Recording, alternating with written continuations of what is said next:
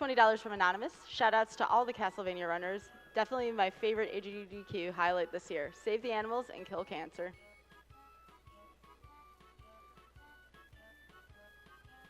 $25 from Anonymous. First time donor. So happy to see my friend Cantaloupe speedrun Castlevania. Money goes to Runner's Choice.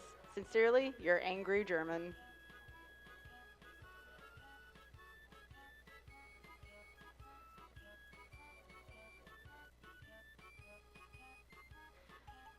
$55 from Battlegun. This event has given me the inspiration to start giving, and I encourage everyone who hears this to do the same. Use this money towards the Mighty No. 9 Raid DLC stage, and don't forget about our other incentives, including the Mighty No. 9 Play the Raid DLC. We have also met the Maniac difficulty, which is going to be fun to watch later.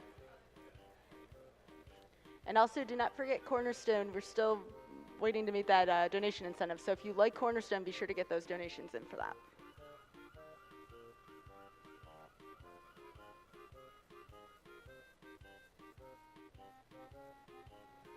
Have a $20 donation from James the Bard. It's lunchtime and nothing powers up my IT health bar like wall chicken. Also, and as always, save the frames, kill the animals.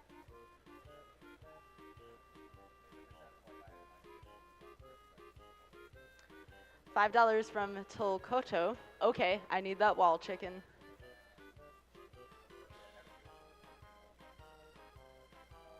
$10 from 8-Bit Ben.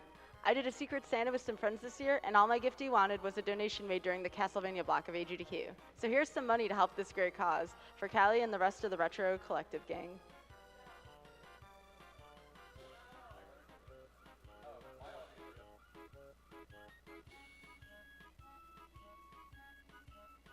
$20 from Anonymous. First time watching, first time donating. Good luck to runners, and a mandatory greetings from Croatia.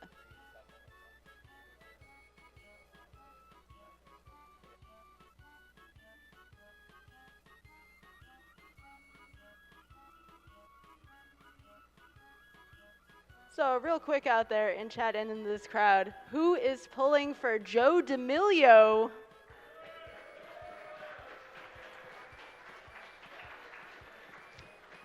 And where are my Furious Paul fans out in this crowd?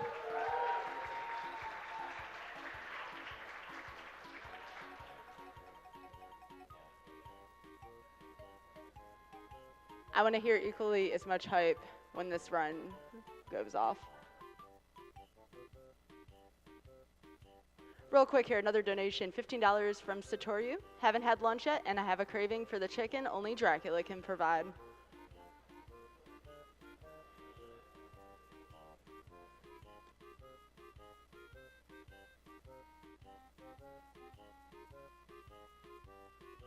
Real quick, save and kill the animals update. Save is ahead by $2,552. So again, if you want to save those frames, be sure to keep the competition up.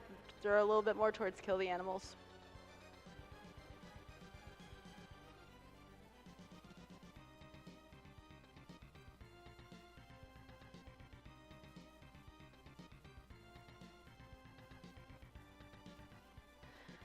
So again, the Yeti is a sponsor of AGDQ. The Yeti, official tea sponsor of Games Done Quick events since 2012. In celebration of providing shirts for their 10th Games Done Quick event, the Yeti has increased their shirt donation amount from $3 to $4. With each $11 shirt sold from the AGDQ collection, the Yeti will donate $4 towards Prevent Cancer Foundation. Shirts are available during AGDQ until January 15th at midnight CST. Visit theyeti.com/AGDQ and get your shirts today. And with that, I'm going to hand it over to our lovely couch and runners for Castlevania floor. Let's hear some pipe for this group. Good luck, guys.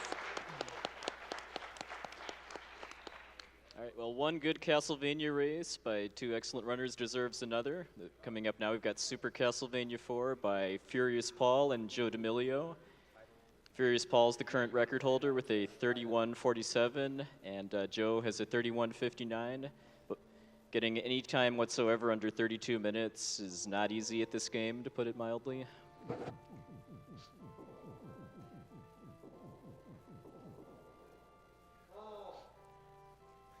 All right, so I think we can give them a countdown and we'll get it started. Boys ready? All right, 3, 2, 1, go.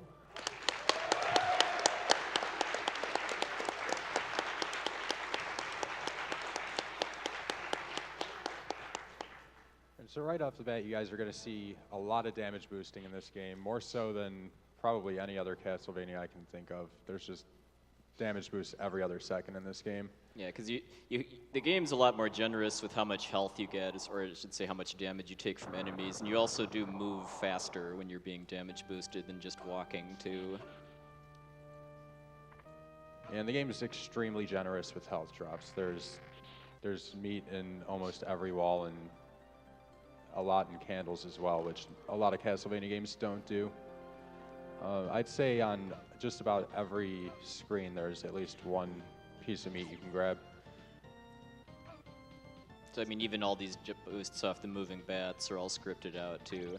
So they just picked up the cross, which is the one and only sub-weapon they're going to be using in the run unless they take a death at some point and have to switch to backup strats. Just the cross with the triple shot multiplier is by far the most efficient way to kill the majority of the bosses in the game. Yeah, the cross behavior in this game is a little different from most Castlevania games. Most of the Castlevanias, when you throw a cross, it travels a set distance and returns to you. This game, it will actually travel all the way to the edge of the screen before returning to you. Did you want to explain that clip that Paul just did? Sure. JD? So a new feature in Castlevania 4 is that they have these rings that you can swing off of, and you can use those to do what Paul just did right there a few screens back, where he clipped through the wall, and that saves a good amount of time. You're also going to notice they're going to be picking up these shot multipliers. These are a staple in a lot of the early Castlevania games, and when you have the triple shot with the cross, it does massive amounts of damage, and there are no bosses that can withstand it. And they're doing more damage boosts off these Medusa hits here using the kind of omnidirectional whip in order to set it up too.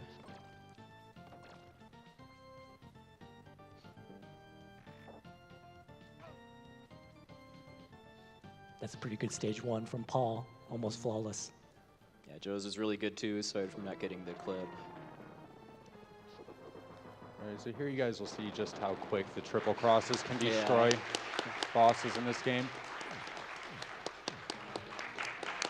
And the Triforce. Yes.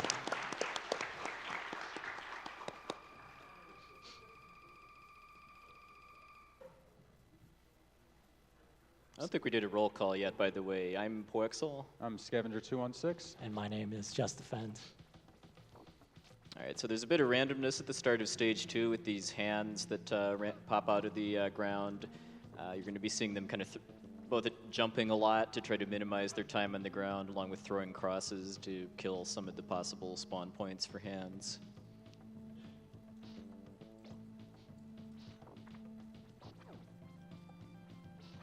The most useful thing about these crosses is that they hit going forward and backwards, and they go the entire length of the screen. Yeah, they also move slowly enough too that like hitting multiple enemies while you're moving is something you can plan out too.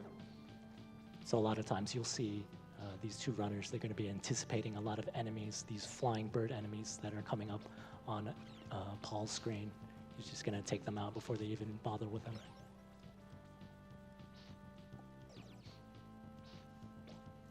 I think the most notable enemy in 2-2 are the frogs, which have, I think, 2 different jumping patterns that they need to plan around, a high jump and a low jump.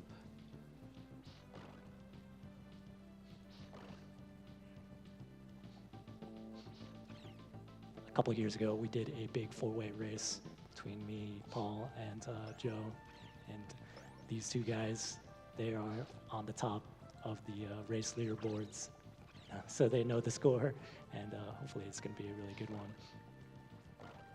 Yeah, this game just has a lot more movement tech to it than Castlevania 1 because of just a lot more options you have, like being able to adjust your jump height in midair.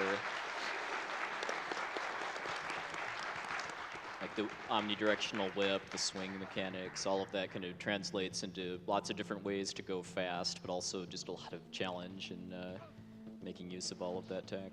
Yeah, and there's a lot of different variety for strats in this game too. You'll probably see a few spots throughout the run where Joe and Paul will go about the same screen in largely different ways. Yeah. Right at the start of 2-3, there was that floaty hand too. That if you actually have hearts, it steals them and also generates a lot of lag. So they kind of arranged to have no hearts entering 2-3, so that they could just walk right through the hand. Now the water they're walking through is actually a flowing current, so while they're on the ground right now, it's pushing them forward. It'll eventually switch to going backwards here, and then they'll start jumping to not get pushed back by the water. And then the orange spikes are instant death, so there's a couple kind of tight jumps to avoid them. Yeah, both runners are free to do as many damage boosts as they want because they get a health refill here at the start of stage 3.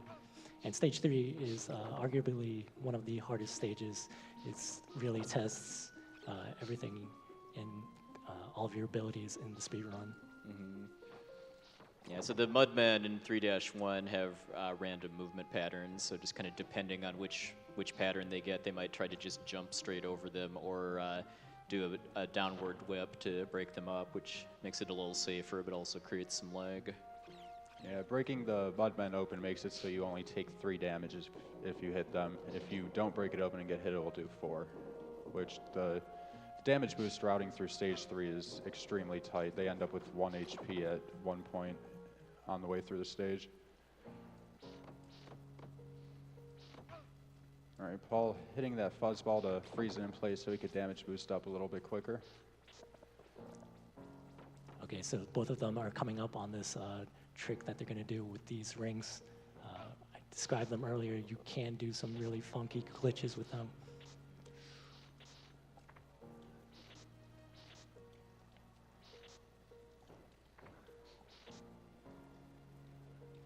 All right. All right, nice. Nice. Getting that ring glitch by kind of jumping over it and whipping down and then extending the whip to move up. Even if it takes multiple attempts to get it, you're cutting out a pretty significant chunk of 3-2, so it's well worth it. Basically what's happening is every time you hit a ring, it will push you away from it. So on that particular ring, you can hit it from above and it will send you upwards, giving you that shortcut. Nice eye boosts by both of them. And when you release from a ring glitch, when it's up towards the top of its 360-degree circle, it actually gives you a nice little upward boost, almost like a jump, which lets you climb up to higher platforms, which you'll see coming up in a couple screens here. Yeah, there's a very minor ring glitch jump that you can do at the end of this screen here. I'm curious if either of them are going for it.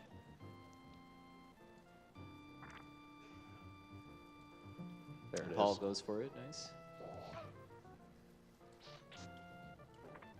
All right, taking the damage boost off of that Bone Dragon prevents the second one from spawning. It would be at the bottom of the stairs here.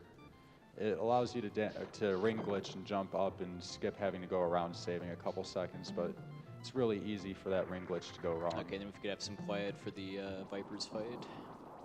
There's an audio cue that Joe wants to use for this.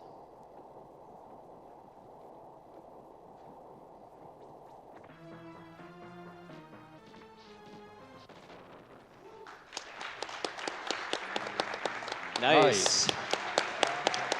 We have ourselves a race.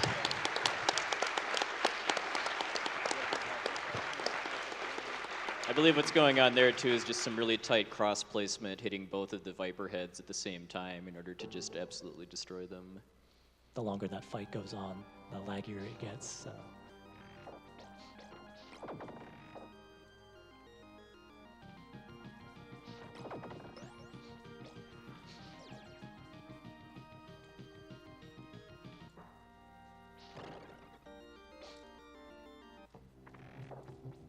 Stage 4 is one of the longer stages too that I like to kind of think of it as this is in the game to show off the power of the Super Nintendo, just because this was a pretty early Super Nintendo game. We'll definitely be seeing that when we get to like 4.2 and 4.3. Not before we run into Puexel. Yep. You've seen him in real life on couches at GDQs, and here he is in video game form. It's okay. We're cool. And I believe the falling, I guess, peanuts, as they're called by the community, are a little bit random for the Poexel fight. But other than that, it's a pretty trivial boss with the cross. Here's the first of a couple Mode 7 screens. Wouldn't be a SNES game without it. Yep. I'm a very big fan of how Joe does this screen, too.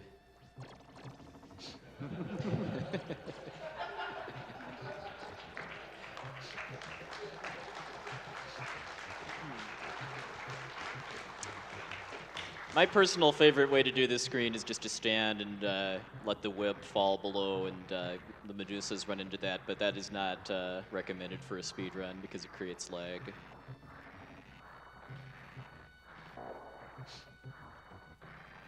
We have time for a donation before we get to the end of the stage. All right, sounds good. We have a $75 donation from Mr. Walt, who says, always happy to donate and be a part of this event. Shoutouts to Poexel and the other couch crew for their excellent commentary of these great runs. Oh, thank you. So 4-3, the Mode 7 background creates quite a bit of lag too, especially when the skeletons are spawning. Yeah, and killing any of these skeletons will just create even more lag.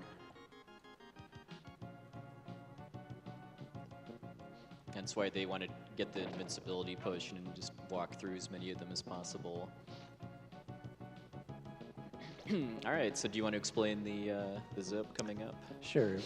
They're going to be trying to set up a big time saving glitch here. Basically, they are going to manipulate these bat spawns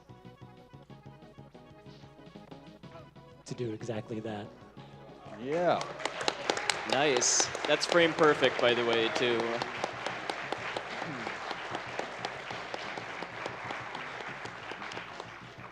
Essentially, what is happening is that those moving blocks are supposed to crush and kill Simon, but they are abusing the invincibility frames that they take from that bat that they manipulated. Yeah, that cuts out a whole cycle of those rising blocks right afterwards and saves about 10 seconds. I remember the day when the fear was that that glitch would kill this game, basically, but now these guys are just doing it like it's nothing in a marathon race. Well, there actually is a faster way of doing that zip that is not thought to be RTA viable right now. It involves jumping and keeping the camera locked in place, and by the time the camera catches up, you zip. It is possible to save a little bit of time after the Coronat, the stage 4 boss fight, if you're able to jump and grab the orb off one of the rising platforms, but that's not consistent because you have to get lucky with where the platform is before it disappears in order to make the jump. So stage 5 is kind of an interesting stage in that it's short and there's no boss, but you have I like to think of it, the boss is the time limit because you get a very short time limit compared to the rest of the game. And the harpies that both of them are past now have some randomness with the spawn patterns. Yeah, there aren't too many obstacles. They'll be taking as many damage boosts as they can, and we do have time for a few donations while they're in this stage. Okay, we have a $20 donation from Ender314, who says, love CB4, let's see some moonwalks. Save the frames, kill the animals. $20 donation from Rising Zan. Furious Paul's dedication to CB4 is unparalleled, and it's great to see him at AGDQ. Good luck to him and all the runners, and thank you for supporting such a great cause. So even though there's no boss at the end of stage 5, they do still get a health refill, so they can take all the damage boosts. And in stage 6, they're actually entering Dracula's castle, and starting here, a lot of the regular enemies get more health, like especially skeletons. The first screen of 6-1, not really too exciting, just jumping over these axe knights and watching the bats. But then right after this is another screen that we want to have some quiet to, just because this is the chandelier room, one of the most difficult bits of platforming in the whole run.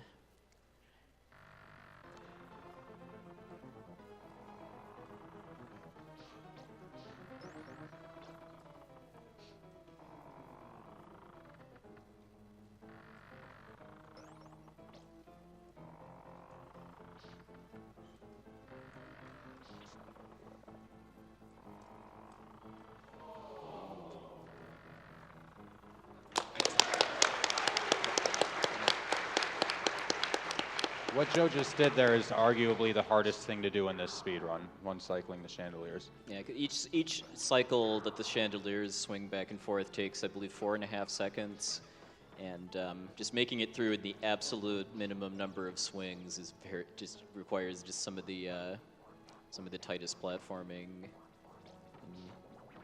If any of that looked very heart-stopping to you, it is. And unfortunately, as you saw with Paul, the penalty for dying in the chandelier room is pretty steep too, because you go all the way back to the beginning of 6-1, along with losing the cross. There is a secret room at the start of 6-2 that he can go into to get it back, though, but that means unfortunately just more time lost.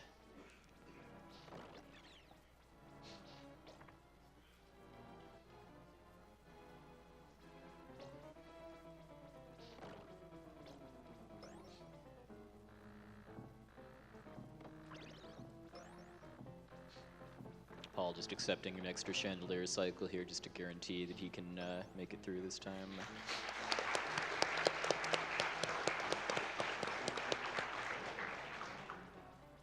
So the biggest thing that Joe wants to avoid here is taking damage from any of these red skeletons. They do 4 damage to Simon, and we have it routed out so that all the enemies that we want to take damage from do 3 or less, because Simon has 16 health.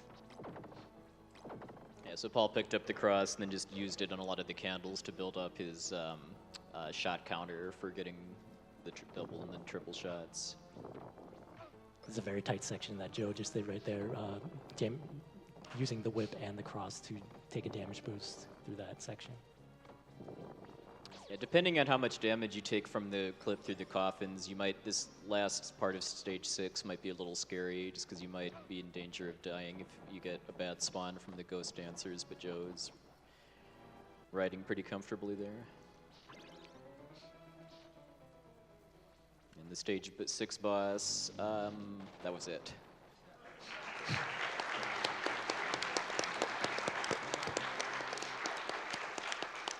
Yeah, they're just with the triple cross, along with the fact that they're moving towards you, and they'll just keep getting hit by the cross until they die, basically. All right, a little bit of randomness at the start of stage 7 with that knight at the foot of the stairs. Ideally, he would just go all the way to the left, so you wouldn't have to stop or take damage going through him.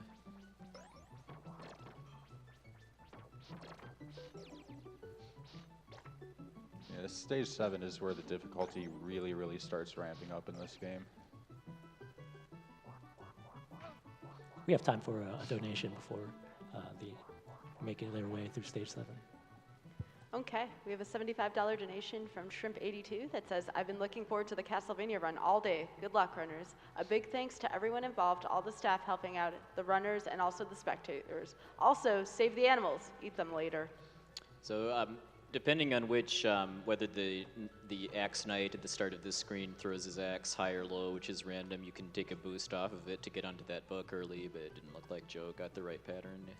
We'll see if Paul gets it.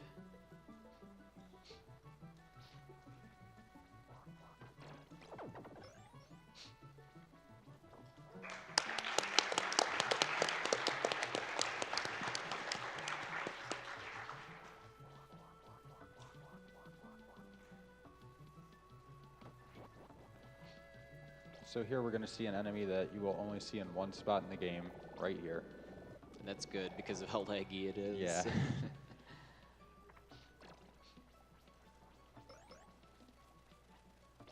And the gimmick with these little floor critters here is that if you're standing, when one of them goes under you, it'll push you up into the spikes and you'll die. So they just need to kind of do a really tight duck in order to avoid that. That was a perfect section there at the end from Joe, just taking a damage boost from the projectile. And we have Sir Graykle here. Nice fight. Sir Graykle is one of the few bosses that actually is somewhat dangerous, and Paul got the low axe, so he was able to do the boost. Just because in a lot of cases your health will be really, really low at the end of stage 7, and there's a few attacks that Graykle can do that might be able to hit you. All right, now it's time for stage 8. Anything you see here that has spikes on them will kill Simon instantly. So you're going to see a lot of damage boosting to avoid those deaths. If anyone's wondering too why the acid is red instead of green, that's because they're playing on the Japanese version. The Japanese version is exactly the same as the North American version as far as how the gameplay works. It just has graphical changes. Like there's actual blood on the spikes, and then the acid is all red. There's a 1-frame jump that, oh, never mind. You can do a 1-frame jump under that crusher to skip a cycle, but it's extremely risky and definitely not worth going for. Yeah, that little pause that Joe just did right there despawned a second bone dragon.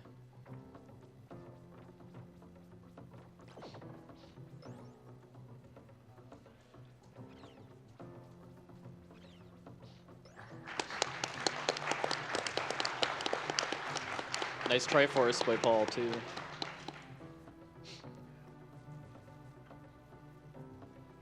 Yeah, these runners have done very long attempts. I know what Joe just did right there with jumping through the first stairs, then landing on the second by holding up, let him skip a cycle on those moving spike crushers, too. But now we're coming up on the worst part of stage 8, though. I mean, after just all this kind of tight movement through the spikes, then we have what's called the Vegas Bridge, which is a randomly disappearing and reappearing bridge. Nice. Pretty good pattern. Joe went all in too, as far as doing a damage boost to get across the bridge faster, but that means that if you get a bad pattern, you die.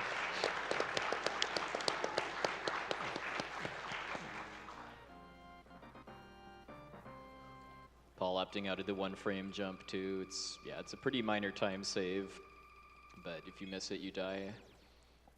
Yeah, this is still anyone's race, to be honest. Paul is slowly catching up.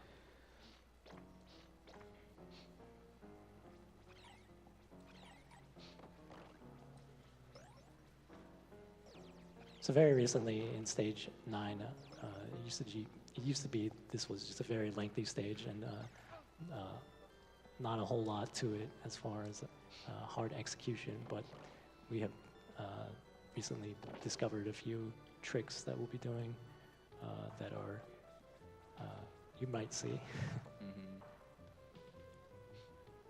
I think Tucat put a lot of work into making safer setups for especially the spike jump.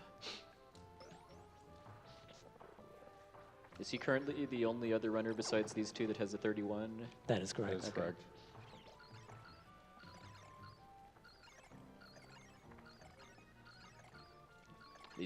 These jumps over these crumbling blocks are a little awkward too because of all the lag when they disappear. Nice Vegas bridge for Paul.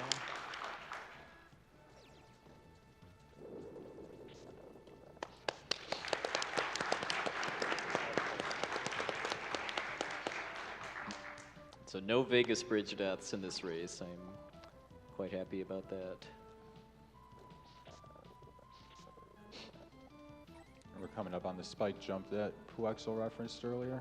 But It looks like Joe's opting out of it. He's just going to wait for an extra fall. Because the spike jump is just a really, really tight jump off that first platform that lets you just get across without having to wait a cycle. Yeah, It's only like a second or two that it saves, and you die if you fail it. So. Yeah, it's pixel perfect as well, so added risk.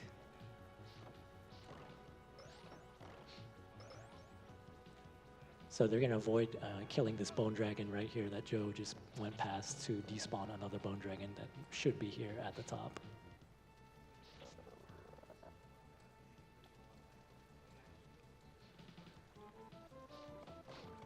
And coming up on Zapf Bat, the boss of Stage 9, which is one of the more technical boss fights in the run, even with the cross, just because after, I believe, 22 hits, the large bat will split up into 3 smaller ones, and they want to arrange it so that when they split the bat, it's kind of at a good height for being able to throw crosses in order to quick kill the smaller bats. So it's kind of basically right after this first swoop. Yeah, bat's a little high, so he's just gonna have to wait a little bit for them to float down.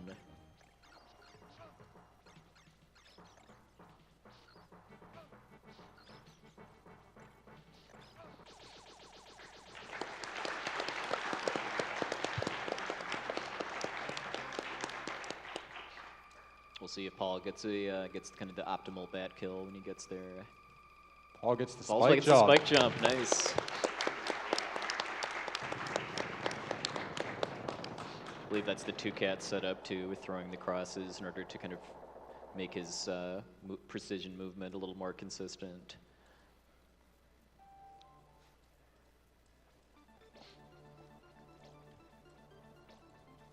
So stage A is the obligatory Castlevania clock tower level. Can't have a Castlevania without a clock tower. Yeah, or without this music, Bloody Tears. But so many ways to die here too, just primarily just from falling off or getting knocked off by enemies. You'll notice that a lot of the enemies have extra health in this stage as well, just to ramp up the difficulty.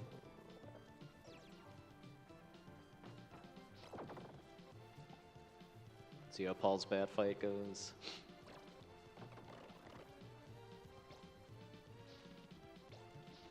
Nice. That's a good height.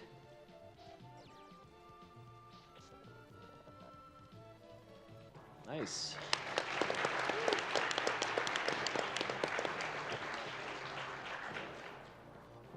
I mean, a really, really, really good bat fight. The bats just kind of hit a cloud of crosses and then all die. So that was could have been a little better, but yeah, Paul definitely picked up some time on Joe there.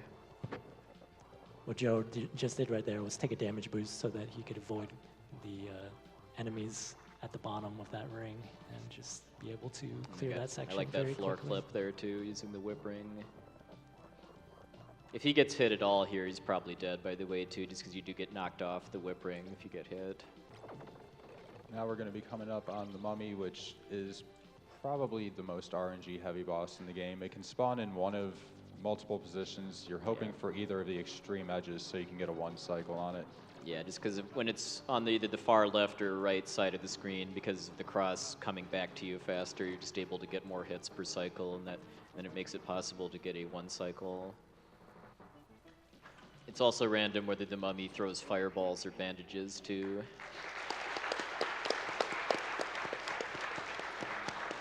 I mean, the bandages are ideal just because they're more consistent. The fireball pattern has randomness to it, so it is possible for one of them to hit you and knock you away without much you can do about it. All of the setups you see here in the clock tower are very tight, and they save a good amount of time.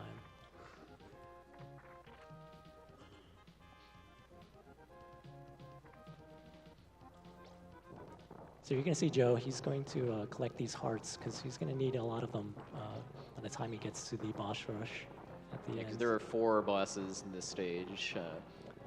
Slogra, Gaibon, Death, and then Dracula. And then the more hearts you have, the better as far as all of those fights. You'll also see Joe, he turns around to destroy some of those bats to reduce the lag in that section. Yeah, just because the crumbling bridge creates a lot of lag, and then having the sprites on screen does as well. A nice pattern for Paul. Let's see if he gets the one cycle. Nice. Nice. One cycle.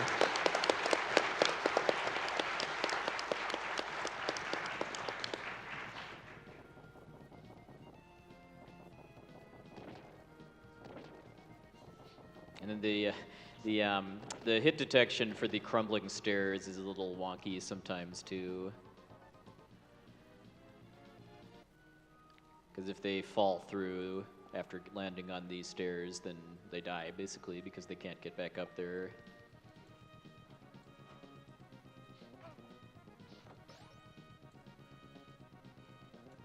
Coming up at the top of the stairs, we're going to be at the boss known as Slogra. You're going to see Joe trying to stack crosses in a way that as soon as Slogra's hitbox becomes active, hopefully there will be 3 crosses causing damage per cycle. I believe this was first developed by an old school CV4 runner named Bablo a number of years ago. This fight is so cool looking if they get the quick kill too. Along with so much faster than the way you're intended to fight him, which is like 1 hit per cycle basically.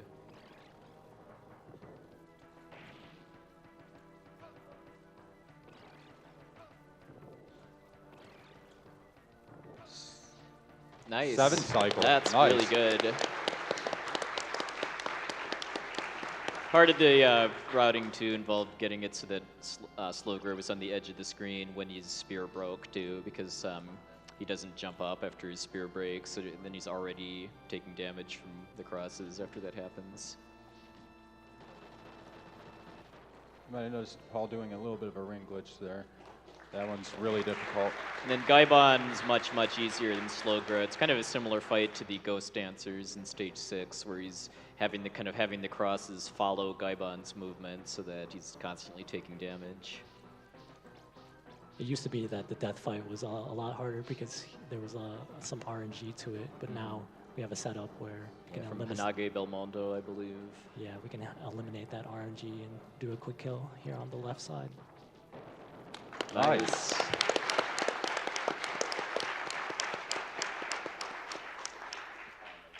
What Joe was going for there too was to jump to the left before the game freezes you, so that you save like about a second of movement. See how Paul's Slogger goes. Slugger is being awfully nice to him.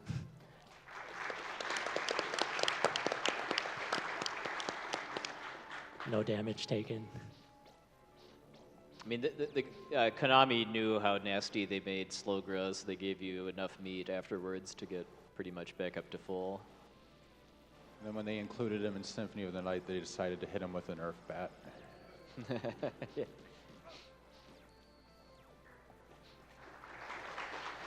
All right, so Joe's on Dracula, the final boss. You'll notice he's taking out these flames. They home in on you whenever they spawn, and you don't want that. You want to be ready to take them out so that you can set up these crosses right on Dracula. And then the attacks that Dracula does per cycle are scripted based on how much health he has, but his teleport patterns, for the most part, are random. It's every, I think, 4th teleport that he spawns directly on top of you, and then a 6-cycle Drac is the optimal kill. All right, nice. And then time will be when Joe gets the orb in about, it's like 20-ish seconds after Drac dies.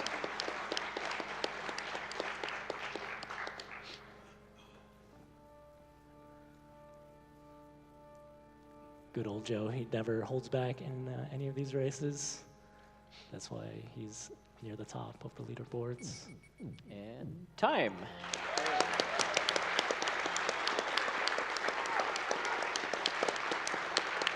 Let's see how Paul's Drac fight goes. Remember, six cycles is the optimal Drac kill.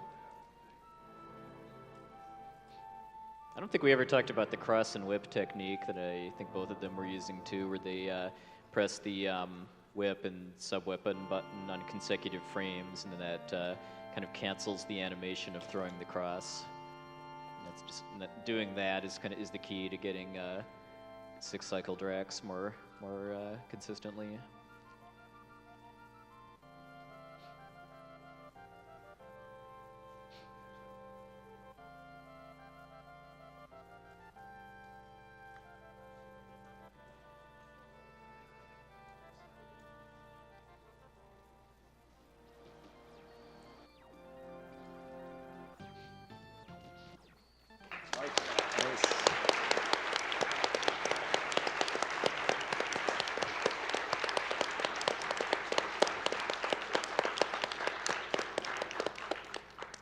Yeah, give it up for our runners, Joe and Paul. These are two of the best runs you've seen in this marathon, so it's pretty good stuff that we have showcased today.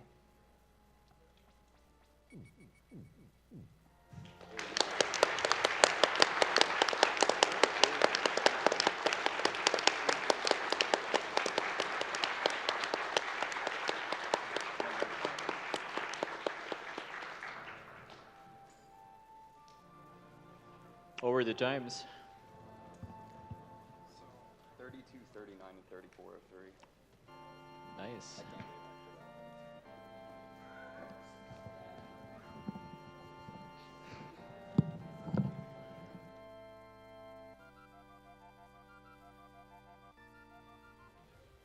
Everyone, one more time, can we hear it for Furious Paul and Joe D'Amelio? Great race.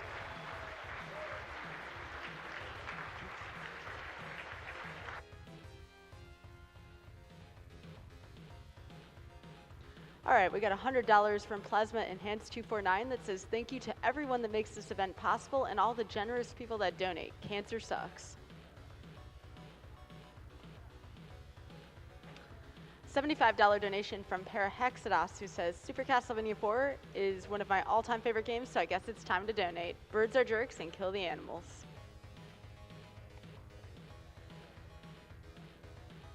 $150 from Simon Dilmont, who says, thank you for legitimizing my favorite childhood pastime.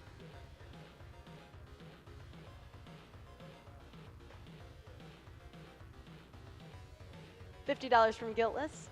Absolutely had to donate during the Castlevania block. Love seeing games from one of my favorite game series get absolutely owned. Huge thanks to everyone involved with AGDQ. You are indeed the morning sun come to vanquish this horrible night.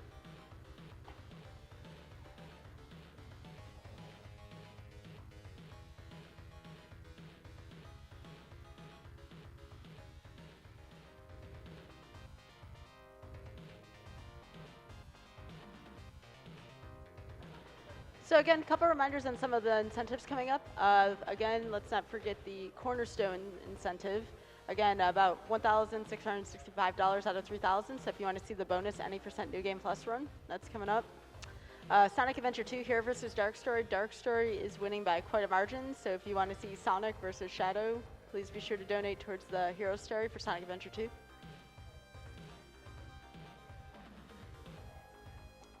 Then the next nearest one would be the Fly Wrench, play Super Pluto, about $981 out of $5,000.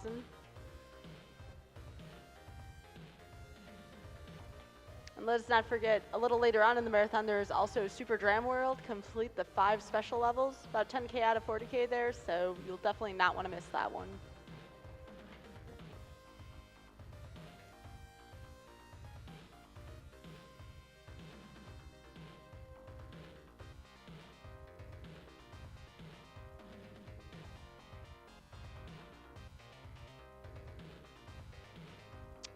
We have $20 from Chase V, who says, greetings from Pittsburgh, longtime watcher, first-time donor. Have to donate during one of my favorite series, Castlevania, and because they are so integral on the Metroid story, save the animals.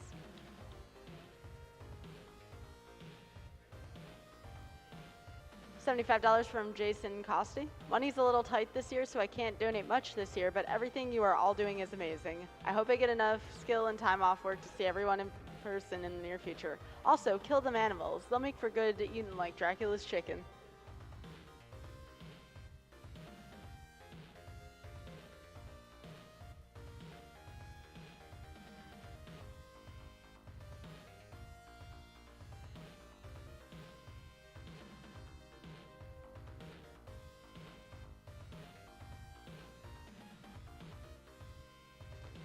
So as a reminder, AGDQ 27 benefits the Prevent Cancer Foundation. The Prevent Cancer Foundation is one of the nation's leading voluntary health organizations and the only U.S. nonprofit focused solely on cancer prevention and early detection. Founded in 1985, it has capitulated cancer prevention to prominence and fulfills its mission through research, education, outreach, and advocacy across the country. For more information, please visit preventcancer.org.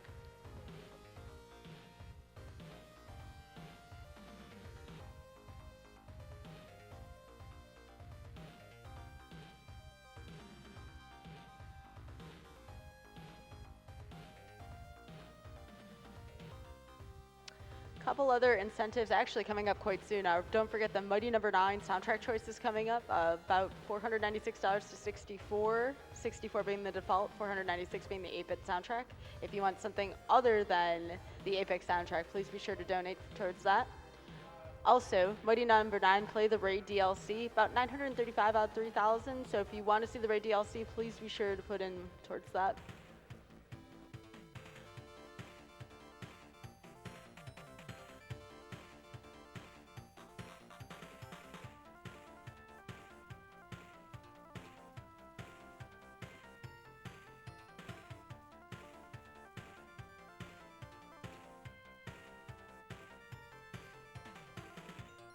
One of the sponsors of AGDQ 2017 is Chrono.gg. Chrono.gg sells one awesome game every day. Each day is an incredible deal, typically at historically low prices. They partner directly with game developers so that you know exactly where your keys are coming from.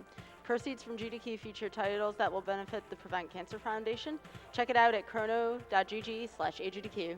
And now we're going to send it over to an interview for Super Castlevania 4. Hey you guys, thank you so much, and thank you to Furious Paul and Joe here for an awesome Super Castlevania 4 run.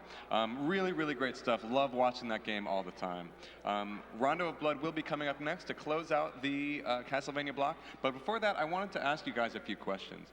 Now, Paul, people really kind of underestimate just how much kind of mental strength and kind of just fortitude you need to actually sit through these races and just be able to perform under pressure. Could you kind of take us through the mindset of, as an unfortunate Stage 6 chandelier issue happened, just kind of what was happening in your mind as it led up to it, and then just kind of like right after? I mean, I was fine throughout the run. It's just chandelier deaths happen, you know, they just happen all the time. Yeah. And I just try to keep it cool and keep going, you know? And I think one thing that's great about your kind of practice style is that you always do a lot of no reset runs, which most people will just reset immediately and start over, but you tend to just kind of finish the run out. Do you feel like that helps you prepare for a marathon setting? Oh yeah, for sure. I mean, I generally do no resets after Stage 8, but I will reset if I die up until then. It's just what I've been doing. Getting full runs in is good for, it's just good for practice. Got it. Getting better at the game, the whole game. If you like constantly restart all the time and you don't have practice at the end of the game, it's just a good thing to do, I think. Joe, how about you? Were there any sections you were just kind of really fearing as you were headed into them? The entire game. Yeah.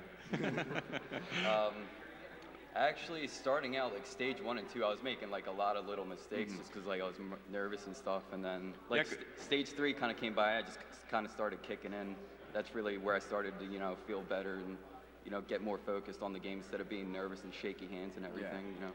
In Stage 1, you missed an unfortunate, just like that little clip into the ceiling that Paul got. So even something like that, just something that small so early, I think can really kind of just like make you nervous in your mind. Yeah, that mistake in particular too, like you're so used to that screen going the exact same way every time. So like in that specific situation, I pressed the jump button too early, and in that game, if you press before you hit the ground, you're just gonna stick to the ground and not move. So for a screen like that to go wrong, you know, we have a lot of backup strats for a lot of things too. So I was fortunately able to, you know, get it back together and now, Joe, get everything else done.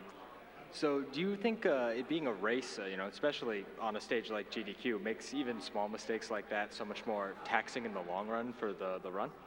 It didn't help with making me less nervous, definitely, because I was just thinking like, oh man, another mistake, And then, you know, like I said earlier, like Stage 3 came in, I got that ring glitch perfectly, and like, I guess that sent like a little bit of adrenaline through me, like, all right, we're back in this, like we got this.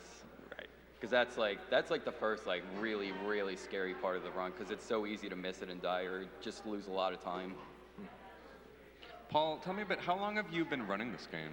I started running Castlevania 4 in 1999. 99? That's long before speedruns were really even a thing. I know. I recorded my runs through an emulator, and I uploaded them to Zofer.net. It's an old site. I think it still exists, actually. And I spent some time on that back then from 1999 through 2002 until the first task came out in like 2003 or something like that. Yeah, I think it was 03. I mean, like, because now you see these games and you say, wow, speedrunning that game looks so fun. Maybe I could speedrun it too. But you just saw this game. There was no like kind of online presence for something like speedrunning. There was nothing out there at the time. So it's just like, what made you see this game and say, I want to see just how far I can push this game? I don't know, man. It's Castlevania 4. It's just, I kind of got connected with it and just started running it, and it was just addicting. Got it. I could see that. Joe, how about you? How did you get into speedrunning the game? Actually, okay, let's go back, because this game got me started with speedrunning in general. So it was towards the end of 2012, I was just browsing YouTube, like some Guitar Hero probably, because I was still into that at that time. And I look in the recommended video bars, and Koreshi has this Super Ghouls and Ghosts speedrun, and like that was the game I was just like, someone beat this game? Like, what? Really? Oh yeah, I've seen that one too. That was And so I watched that, and I was just like blown away. So, of course, the first thing I looked at was Super Castlevania 4, because I've loved that game since I was little. So I guess I like morphed into it. I guess I didn't straight look into it and was like, all right, I'm gonna do the best I can in this. It was just like, I just want to keep playing this game over and over, and like speed running just put like the cherry on top, I guess, to like just making the game so replayable. Got it. And just great all the time. So the Super Ghouls and Ghost Run kind of showed you what speedrunning was, and then you thought, what game would I like to do the same thing for? And you thought Super Castlevania 4. Yes. Got it. Awesome. And then I browsed for Castlevania 4 runs, because like at first I couldn't find anything, and then I found Funkdocs 3513, I believe it is. And I got sucked into speedrunning right after that. That was the end. And that was right at the end of 2012, and the day I consider my first day of speedrunning is January 1st, 2013. That was the first time I beat Castlevania 4 without any game overs. That was like my first goal of the game. I guess that helped me get into speedrunning too, because like I kept setting goals, even at first if it wasn't like get this time. It was like, don't game over. All right, die a little bit less, like that. And then eventually it kind of molded. And early January, that was, within a couple weeks from that year's AGDQ. Did you see it that year? Actually, no. Okay. I didn't know it was like going on there until like right afterward. I was like, oh man. Got it. Paul, you actually said, this is a really competitive game. Any sort of record set is a huge deal and very few and far between. And Paul, you actually set it most recently less than a week ago. What was it like setting a record so soon before you're actually going to be doing a run at AGDQ? You've had it for like 2 years now, haven't you? Something like that. I don't know how to answer that. PBs just happen every now and then, and got it. Fair enough. I don't know how to. It didn't really affect just like the timing of AGDQ. It didn't really affect me, no. Got it. Yeah, he's really kept himself at the very top. What was it? It was right before GDQ 2015. You beat my time, and then ever since then, you've been the top guy. Yeah, 1 week before that. Yeah. Like you've held that title for a really long time now. And you had like myself and 2Cat really trying to beat it, and like scant. Like you're too good. So we're going to take some questions from you guys in just a minute. Before that, Sen, did you have any questions for these? I did actually. Paul, I know a lot of people in the speedrunning community know you for your contributions to Castlevania, but, from what I understand, a lot of people also know you for your contributions to the World of Warcraft community. Yes. I speedran World of Warcraft, Vanilla 1 to 60 WoW, back in like 2005 through 2008. I used the name Mancow and Jonah, and I basically did like brand new speedruns on brand new opening retail servers, try to get to level 60 before anybody else, and while also recording my fastest time. And I also made a leveling guide on the speedrun path that I did for that, and it became pretty popular. I spent a lot of time on that stuff back in the day. Yeah, definitely cool to see speedrunning being brought to other genres like MMOs. Yeah, I was like the only person who speedran that game. I was the only one who wanted to do that. Like a run with that game, like literally took like 8 days. Like 8 days. I would play 18 hours a day until the run was over. It was pretty insane. Like I never did like as far as like the most insane gaming stuff I've ever did in my past. It was speedrunning vanilla WoW. Awesome. Let's see what you guys are sending us in terms of questions here. So the first one, this is always a question I'm very interested to hear the answer to. Slug007 asks, can you imagine a 2-player, 1-controller run on Super Castlevania 4? And if you don't know, that, just as the name would say, 1 controller played by 2 players. Usually it's 1 player on the D-pad, 1 player on the actual kind of action buttons. Can you guys ever see that being a thing? I don't know about actually being a thing, but I could definitely see it being perfectly possible. Yeah. Like, people have done a lot more technical games, 2-player, 1-controller, like Oats and Sweet Numb with Super Metroid. I feel like if you can do 2-player, 1-controller with that game, you can like do it with anything. Yeah, it could be. And they possible. did that in a marathon too. Like Right. You gotta give props to them, man. They're crazy. I would not even think about that. I'd be like, just me playing is enough. Having like 2. Yeah. Cool. Let's see what we got next up. Paul, I think you still play with a TV with some input lag. Is that right? Yeah. Both of Okay. us. Oh, both of you do. Yeah, and that, LCDs in general have input lag. and that's a big deal. I mean, if you're not familiar with it, any kind of input lag where you push jump, say, and there's some delay until your actual character jumps, that's a huge deal, and it makes things a lot harder. So how does that factor into preparing for marathons for you, where you might be playing on not an LCD? I mean, I just have to make sure that they have the right TV that is compatible with my input delay that I'm used to. I generally choose LCDs because I don't, CRTs, they flicker and I get migraines from looking at CRTs for more than like a few hours. LCDs, I don't have that problem, so that's why I stick with LCDs. Gotcha. Joe, I'll give you this next one. Let's see here. This is going to be our last question. Nobleboy77 asks, which stage in the Super Castlevania 4 kills most of your run attempts? Stage 3 and stage 8. Stage 8, like, by far, but, like, stage 3 is also, it's really easy to lose a lot of time and have to reset or, you know, not have enough health to do something and you have to reset. And your stage 3 in this run was pretty smooth, right? Yeah, it was pretty good, actually. Like, if the other two stages were better, it would probably be, like, sub 820 or something, but, stage 8, definitely by far, because it's like every screen, like any moment you can mess up something and like the whole rest of the stage you're done. So, and like there's a lot of spike traps. That stage is the one with like the most spike traps, I think. So, and those spikes, it's like you hit it and you're done. Got it. So. Cool, thank you guys so much for your time. Before we head on to Rondo of Blood, Sent here has a few words about prizes coming up. I do. I just want to take a few minutes to talk about some of the cool prizes we have for the upcoming Mega Man block. So first off, we have this lovely papercraft scene here, sent to us by Whoops. It's a little hard to see at this distance, but it's actually a 3D scene of the first stage of Mega Man X entirely made out of paper. Definitely something pretty interesting. You can see in the center of our screen there, shooting a Hadoken over at an unamused Chow. We have a lovely perler of Mega Man X, sent to us by Apostolic Paladin.